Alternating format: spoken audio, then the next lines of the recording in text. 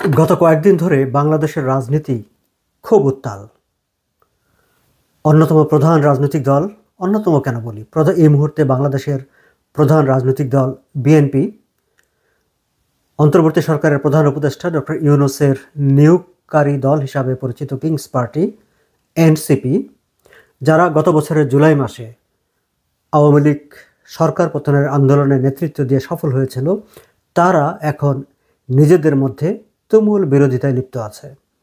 কেবল যে বিরোধিতায় লিপ্ত আছে তাই নয়, যতটুকু সম্ভব একে অপরের বিরুদ্ধে শোডাউন করে বেড়াচ্ছে, সমাবেশ হচ্ছে, মিছিল হচ্ছে, এবং সেই মিছিল থেকে নানা ধরনের, বিশেষ করে এনসিপির মিছিল থেকে, বৈষম্য বিরোধী ছাত্র আন্দোলনের মিছিল থেকে, ছাত্রদের মিছিল সমাবেশ থেকে অশ্লীল অশ্লীল উচ্চারণযোগ্য সব স্লোগান আমরা শুনতে পাচ্ছি।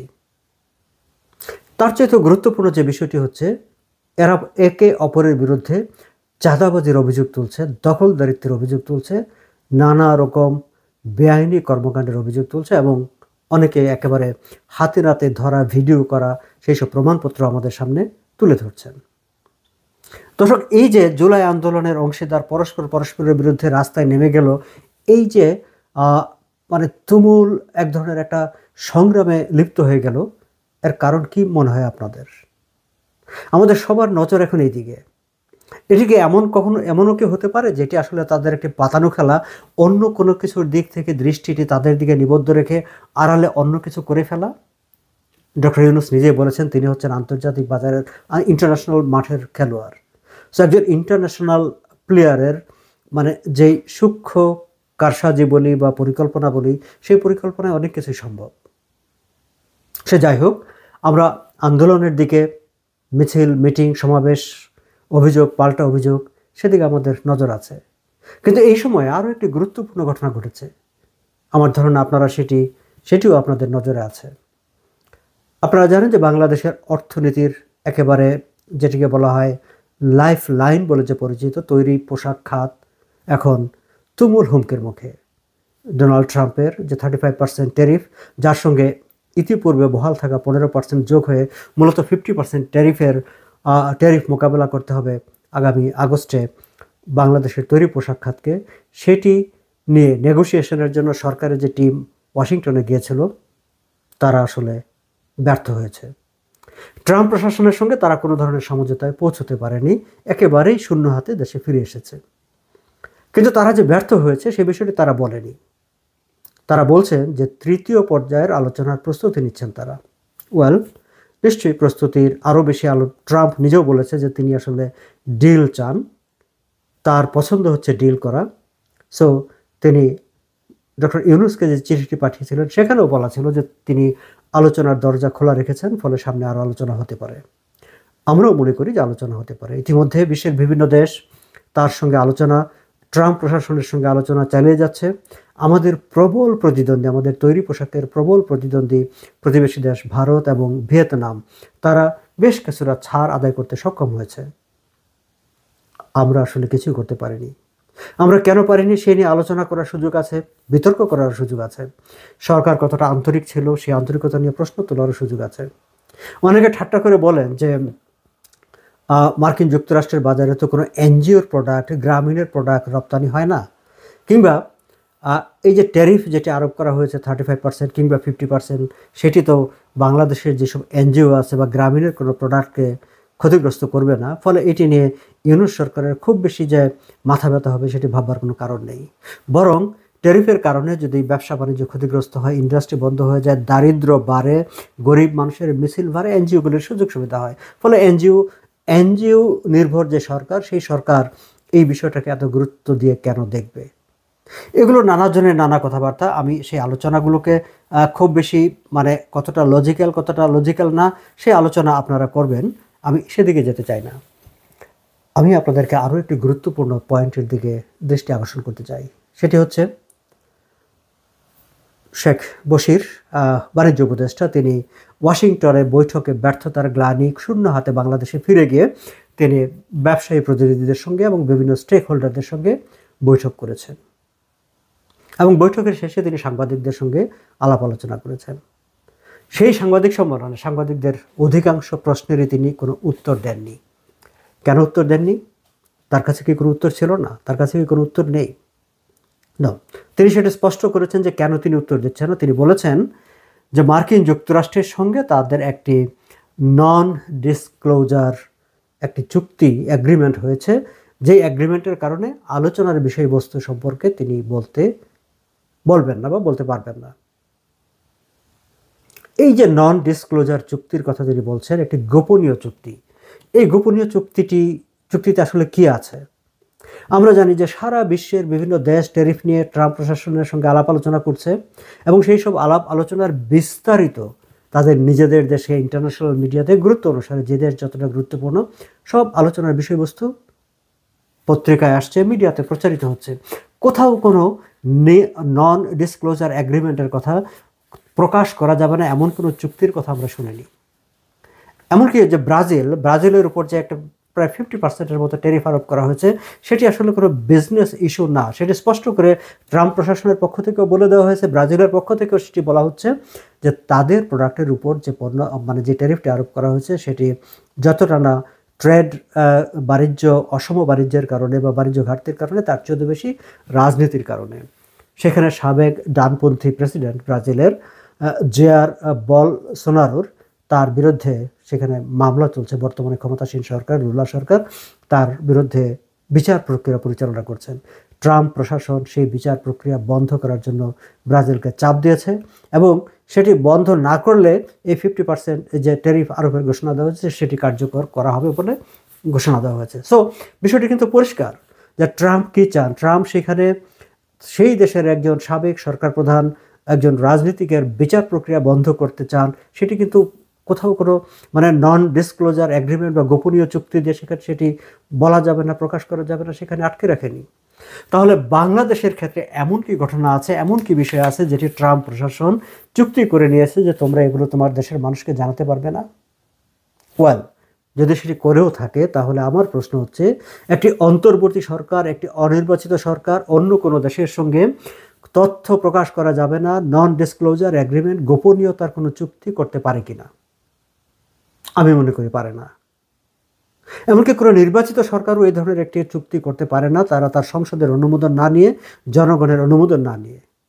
তাহলে ডক্টর ইউনূসের সরকার আমেরিকার সঙ্গে নন ডিসক্লোজার এগ্রিমেন্ট করেন কোন এখতিয়ারে, কোন ক্ষমতা বলে? এবং সেই নন গোপনীয় চুক্তির ভিতরে আসলে কী কী আছে, তিনি কী কী গোপন রাখতে চান?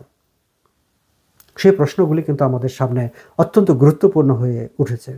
এবং এই যে নন ডিসক্লোজার চুক্তি, এবং একই সঙ্গে আমি বিজনেস স্ট্যান্ডার্ড পত্রিকার একটি রিপোর্টে আমি দেখলাম যে সেখানে তারা বিদ্যুৎ ও জ্বালানি উপদেষ্টা মিস্টার ফজলুল কবিরের একটি বক্তব্য উদ্ধৃত করেছে। সেখানে মিস্টার ফজলুল কবির বলেছেন যে মার্কিন যুক্তরাষ্ট্র ইনিশিয়ালি আমাদের সঙ্গে একটা ফ্রেমওয়ার্ক এগ্রিমেন্ট করতে চেয়েছে এবং যে ফ্রেমওয়ার্ক এগ্রিমেন্টের ভেতর নিরাপত্তা কনসার্ন সহ নানা বিষয় আছে।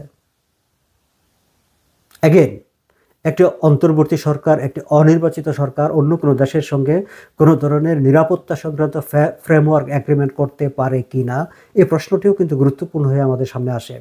আমি মনে করি যে এটি পারে না। ডক্টর ইউনূসের অন্তর্বর্তী সরকারের কোনো রাইট নাই, কোনো এখতিয়ার নাই, কোনো ম্যান্ডেট নাই এই ধরনের কোনো চুক্তি স্বাক্ষর করার।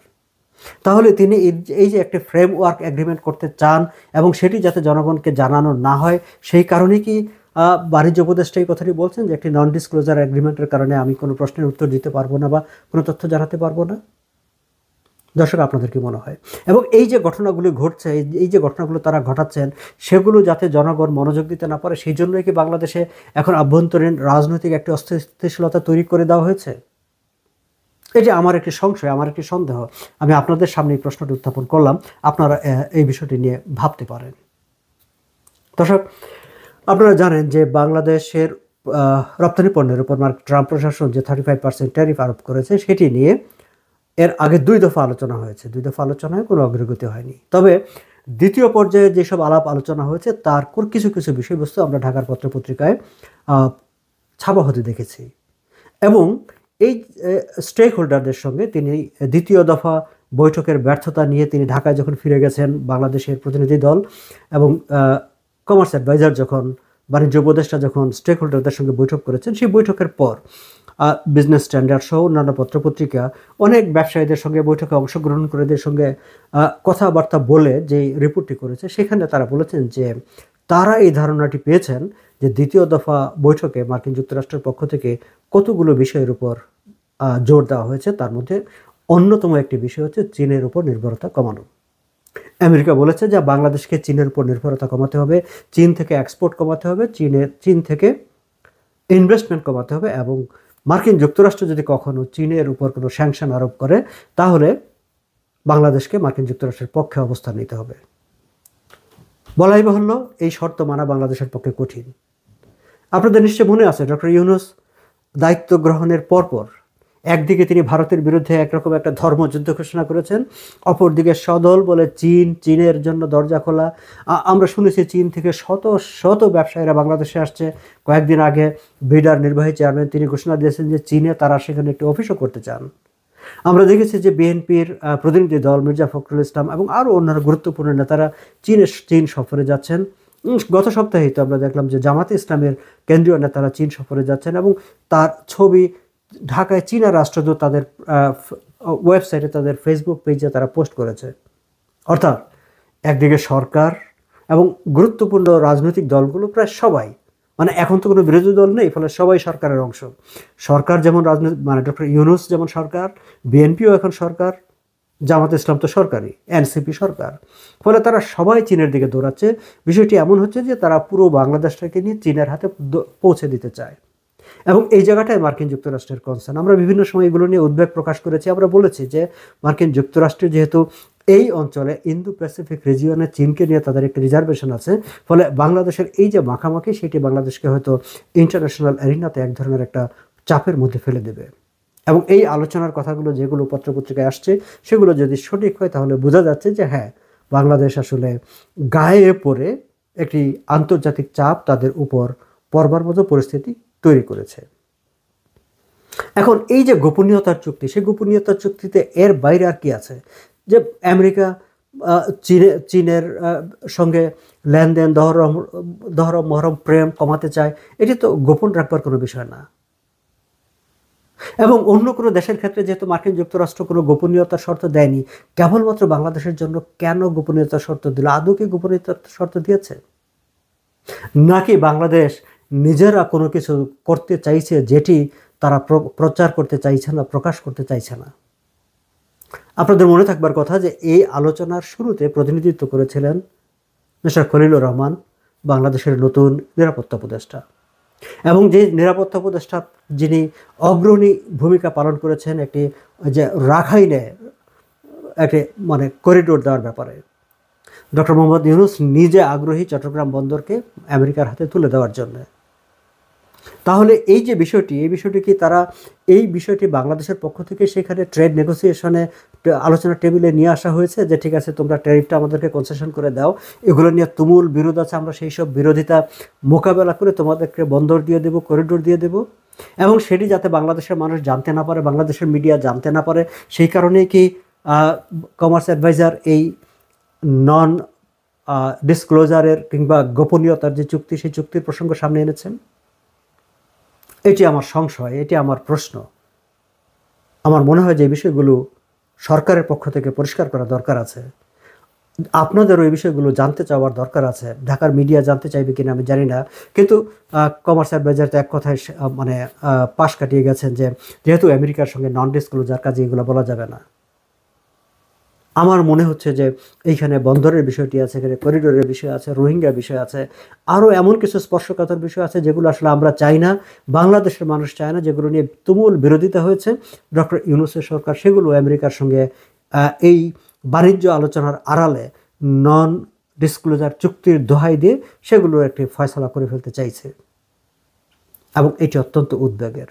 এবং আবারও আমি স্পষ্ট করে বলতে চাই, একটি অনির্বাচিত সরকার এই ধরনের সিদ্ধান্ত নিতে পারে না। ডক্টর ইউনূসের কোনো এখতিয়ার নেই, ম্যান্ডেট নাই এই ধরনের সিদ্ধান্ত নেওয়ার। কাজেই আমার মনে হয় যে ঢাকার মাঠে, ঢাকার রাজনীতিতে যে উত্তেজনা তৈরি হয়েছে, সেই উত্তেজনার চাইতেও গুরুত্বপূর্ণ আসলে এই যে সো কল্ড নন ডিসক্লোজার কিংবা so called framework agreement with United State of America, তার নামে কি হচ্ছে সেদিকে আমাদের নজর দেওয়া, সেই বিষয়ে কথা বলা। আজ এ পর্যন্তই। ভালো থাকবেন।